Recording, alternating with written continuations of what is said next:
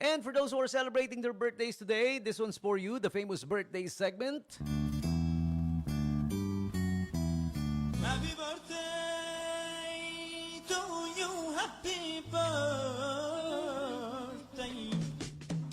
Happy birthday to you. Famous people celebrating their birthdays today. And this time, of course, it's being brought to you by Royal Duty Free. Still accepting entries for the Playground Raffle. In fact, it's up until January 4, huh? November 3 to January 4, the Playground Raffle promo, 1,000 single receipt equals 1 e-ticket, electronic ticket.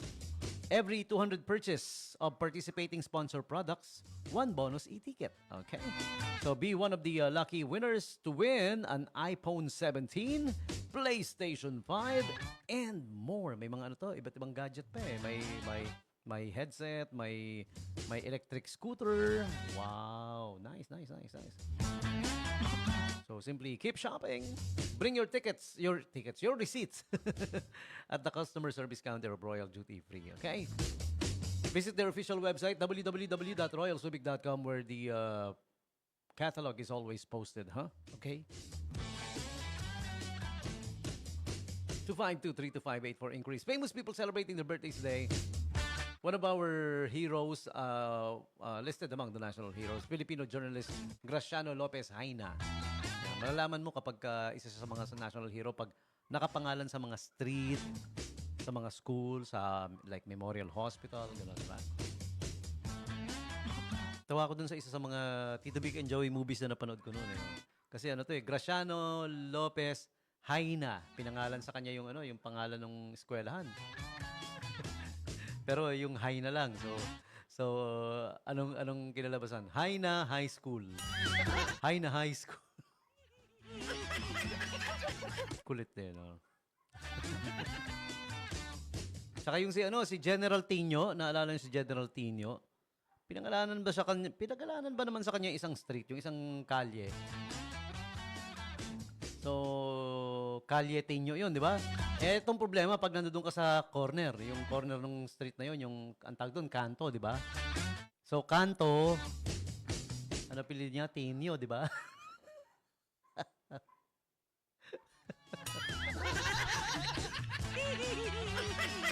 Pero idol ko yan, si General Tino, di ba? Kaya gusto ko yung kanto niya, yung kanto ng street niya. General Tino.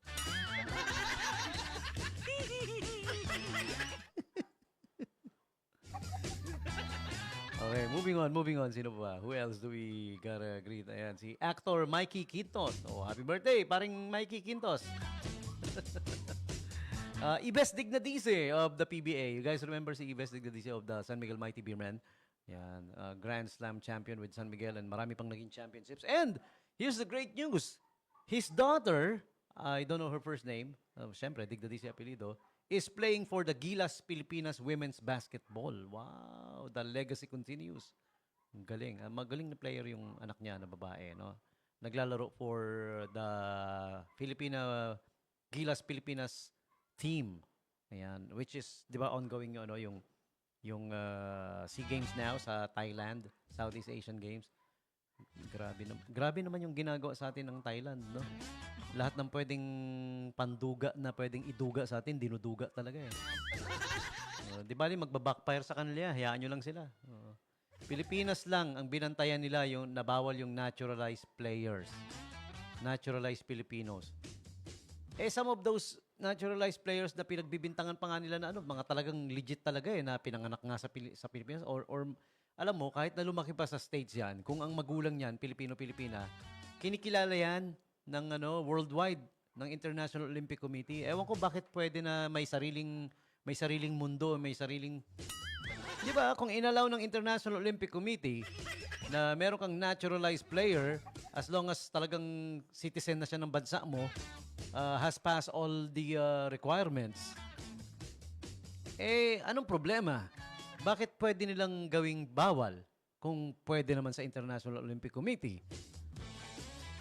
Problema nitong Thailand na to. Alam mo, sayang eh. I love Thailand pa naman. I'm a big fan of Thailand. I'm a big fan of Southeast Asian countries. Di ba? Mas gusto kong dalawin mauna yung mga Southeast Asian countries if given the chance. than visiting other countries. Siyempre, yung dito muna sa atin within our own. Kaalyado natin ng Southeast Asian countries eh, di ba? Pero itong Thailand, iniinis ako eh. Sarap pa naman dumalaw diyan, lalo na yung ano, yung nightlife tourism nila, no. 'Di ba? Masarap ma-experience ang nightlife tourism sa ano, sa Thailand. 'Di ba? Oo, ang daming magaganda at sexy na sasalubong na mapuputi na ano, sexy, long hair, gano'n. Long-legged na babati sa'yo. Good evening, sir. Welcome to Thailand.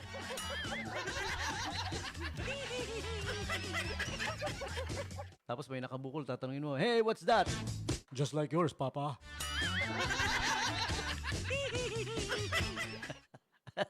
Alam niyo yung tinutukoy ko, no? Alam niyo, no? Alam niyo. Yeah. Okay, sino pa? Who else is celebrating their birthday? Oh, Casper Van Dien. Do you guys remember Starship Trooper? Ayan, siya doon si Rico. Johnny Rico from Brazil. Doon sa yung role niya sa Starship Troopers. Hit movie yan noon eh, Starship Troopers na yan, napanood ko yan eh. Ang ganda. Okay. And who else? Happy birthday also to Keith Richards, still alive.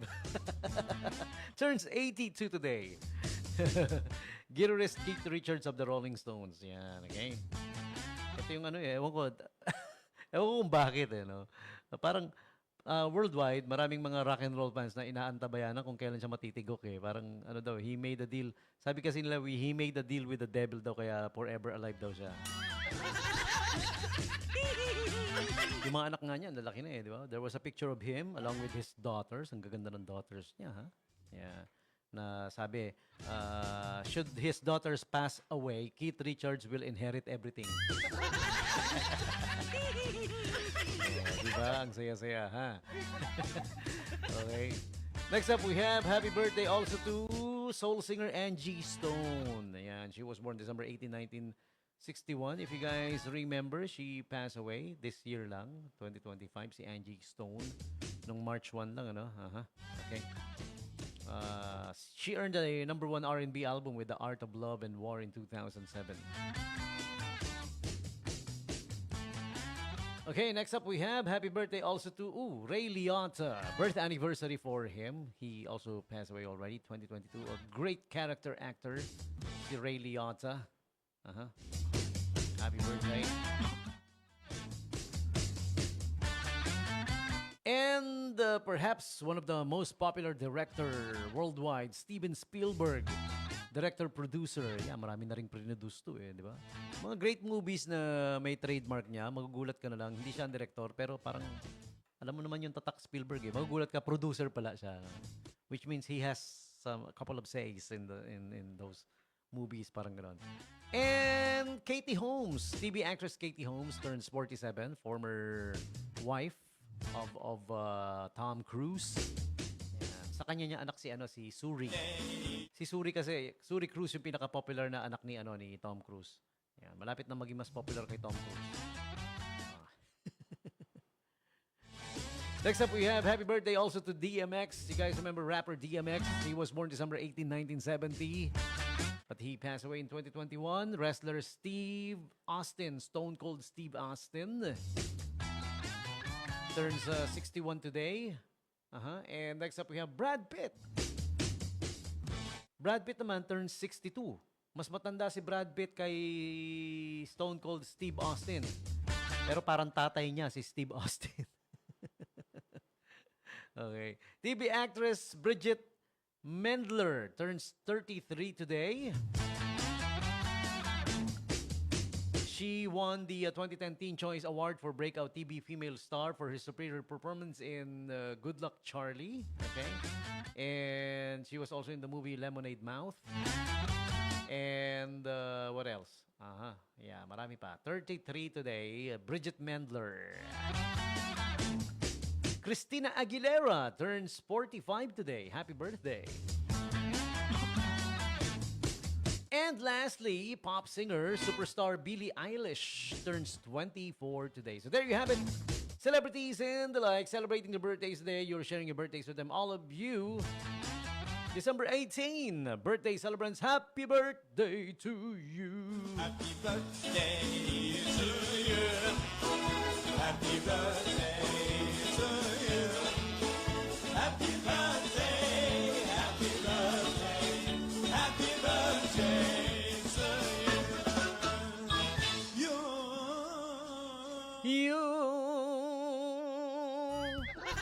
Your turn. You guys tell me who's celebrating their birthdays today, huh? Okay? Let's do the birthday shoutouts. Just text me up or pwede nyo i-message sa live video yung inyong birthday shoutouts, comments. And speaking of that, people in the live stream, we have Justin Rice back in the stream. Hello, Justin Rice. Kamusta, pare?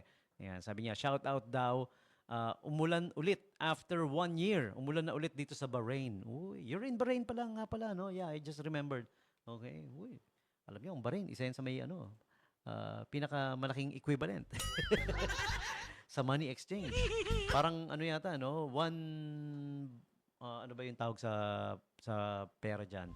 Bahrain dinar ba o Bahrain dirham?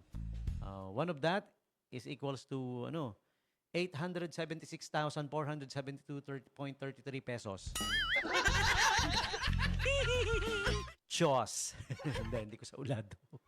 Laki nun. Pero yeah, I think it's the Bahrain money is the biggest pag kinonvert mo sa peso. Daig pa yung dollar and I think daig pa rin yung pounds no? Tama ba? Yeah, if I remember it right. Yeah, I think so. Yeah, okay. All right. So sa mga kaibigan natin dyan sa Bahrain, speaking of that, good evening mga everybody from Bahrain. Our Bahraini friends, even the Filipinos that are in Bahrain, good evening. Send me money.